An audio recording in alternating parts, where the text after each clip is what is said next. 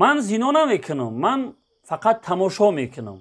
خواهر از شوهر شکایت میکنه که شوهر من رسمی زنهای لچ تماشا میکنه، یعنی همون رسم و نوارهای فحشا تماشا میکرده است و میگفته است که من زنا نمیکنم که من فقط تماشا میکنم. و این خواهر از ما مصلحت پرسیده استن که قطعی همین خیل مردک من زندگی کنم یا نه بیزار شدگیم از این زندگی. بسم الله و الحمدلله و صلات و سلام علی رسول الله. اما بعد، البته خواهر عزیز، ما وقتی ببینیم یک انسان را که در آب غرق شده است، هرگز او را ما به حال خودش رها نمیکنیم، همین پرتویم گذاریم بریم، بلکه دستی کمک دراز میکنیم، کاری کرده او را از آب نجات میتیم، از غرق شدن نجاتش میتیم. و شما هم که باشه شوهر خودتون دیده است که در یک چاه هلاکت غلطیده است و باید که شما دستی کمک دراز کرده او را از همون دام هلاکت او را نجات بدید. یعنی او در صدد غرق شدن است و باید که شما او را نجات بدید، نه اینکه او را به حال خودش رها کرده بگه که من قدیت زندگی کردن نمیتونم دیگه، یا اینکه شور و مغل برداری و جنجال کرده بگه که نه من دیگه تمام قدیت زندگی کردن نمیتونم. نه، این کار هرگز نکنید دیگه. مثلا شما همین زن هسته که مردک خودشه به عفت میرسونه، به پاکدامنی میرسونه. شما کاری بکنه که شوهرتون از همین کار حرام باز بیسته. یکم در حقش دعای خیر بکنه، شبها بخیزه، بعد هر یک نماز دعا بکنه که پروردگار شوهر من از همین کار حرام باز بدار که نحوست گناهش بر خاندان میرسه. و ثانیاً این که من با این خیل مردهایی که با دیدن رسم و نوارهای فحشا عادت کرده اند چند آیات از قرآن عظیم الشأن و یک حدیث از جناب رسول الله صلی الله علیه و سلم برای اونها بازگو میکنم. خوب گوش اندازن، اگر ذره ایمان داشته باشن ان شاء الله که از همین کار حرام دست میکشن.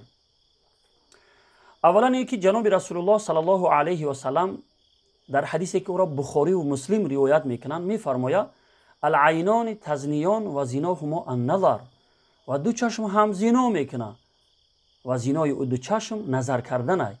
یعنی ای کسی که با دیدن رسم و نوارهای فحشا مشغول هستی، تو گمان نکن که این برای تماشا کردن تو گناه نمیگیری، بلکه همین هم از جمله گناهان کبیره به شمار میروه.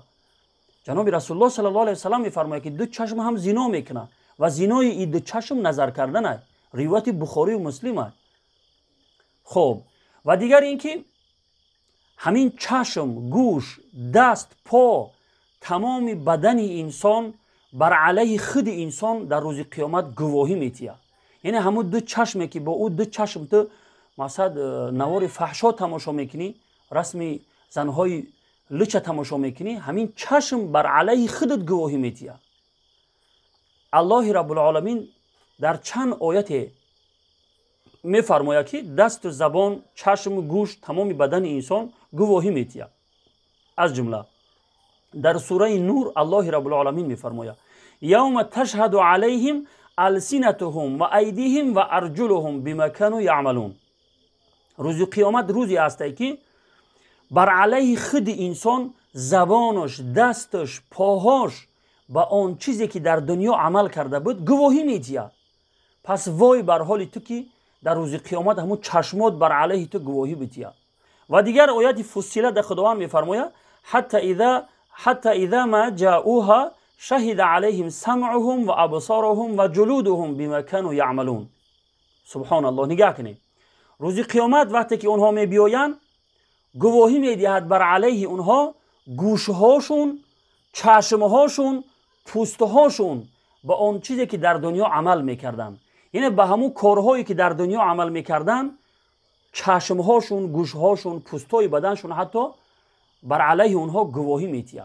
وای بر حال تو وقتی که تو نوار فحشا تماشا میکنی و میگی که من زنا نمیکنم که من فقط تماشا میکنم.